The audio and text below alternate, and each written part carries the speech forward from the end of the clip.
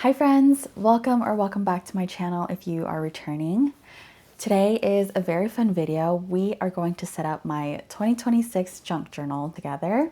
And for me, my journal of choice has been the Leuchtturm A5 journals in the soft cover version.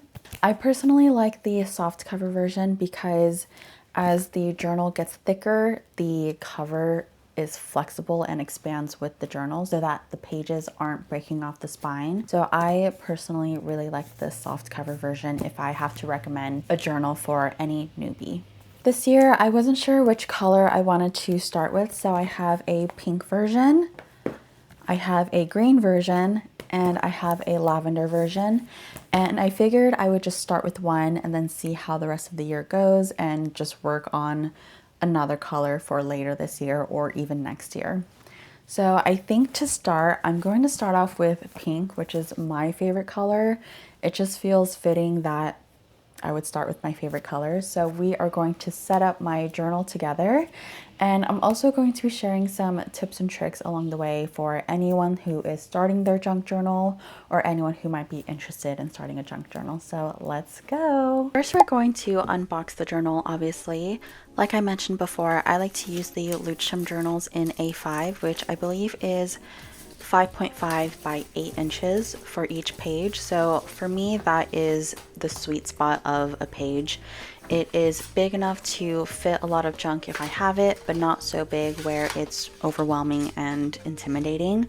I know some people like to use the B5 size, which is, I believe, 7 inches by 10 inches, and even though that's only slightly bigger than the A5, it just feels too intimidating for me. So I think the A5 size is the perfect size, especially if you're a newbie, and it's pretty much the standard size for notebooks.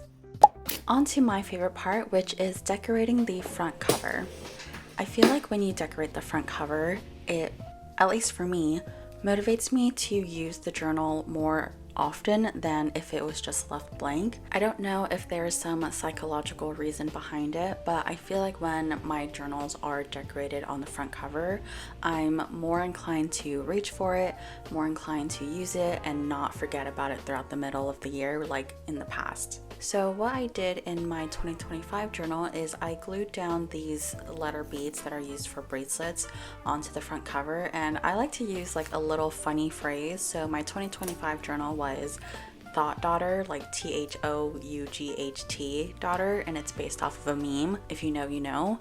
And this year's journal, I just had the phrase big feelings, bigger butt, because I personally like to have just a little funny phrase because I don't know. This is just supposed to be a fun little hobby, so it doesn't need to be that serious. That's why I like to use a silly phrase.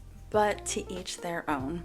I also had this leftover ribbon from wrapping presents for Christmas, and so I wanted to try to make a rosette ribbon, which turned out to be a lot harder than I thought it would be. So basically what I did is I cut out 3 strips that were the same length and then folded each end towards the middle so that there was 2 loops at the end. It was a bit difficult to make both of the ends stay glued down in the middle. I just couldn't figure out the process, but we got there eventually.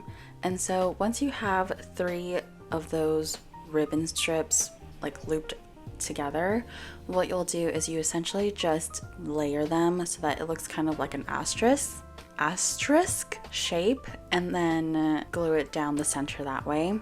I also cut out some more strips of ribbon so that it could act as the tail, and then glued it on the back of the star shape that I had made. I'm not sure if that makes sense, but I'm sure there are tutorials on YouTube that explains it a lot better than what I could, but I didn't really film this in a tutorial way, so it's not that clear when you're watching the clips. Once I liked the general shape and angles of the tail of my ribbon, I just went ahead and cut the ends of the ribbon just so that the tails were a little bit shorter and didn't cover too much of the journal. I also felt like the center of the ribbon felt a little too blank for my liking. I know that some people like to layer a second ribbon on top of the first one. I didn't have another ribbon to work off of, so I used some buttons that I had left over from a thrifting haul that I did and just put that in the center of the ribbon to cover that center and add a little bit more to it.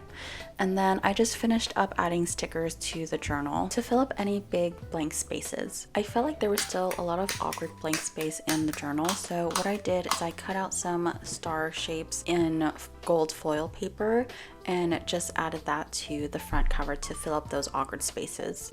On to the last part, which is creating the intro page.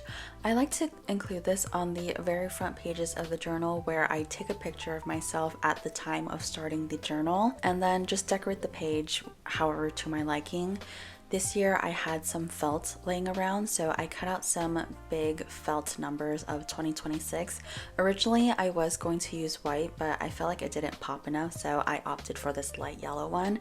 And I just love how the yellow looks with the background. And I also love how the felt adds a little bit of texture and fabric feeling to the journal, which I have never really used felt in my journals before. So this is kind of motivating me to use different materials in my journal spreads this year. Another thing that I'm doing differently in my 2026 junk journal is I'm actually gluing the pages together. I had never glued down my pages before, but by gluing down pages together, it obviously reduces the number of spreads you have to do, but also it makes the paper itself a little bit more sturdy. The paper itself is really quite thin, so when you're gluing a lot of heavy or chunky things onto the paper, it is really thin. So hopefully by gluing the pages together, it will help keep the integrity of the journal. And lastly, I'm just adding a label of when I started the journal so that when I'm finished, I can add the end date and see how long it took me to finish this journal.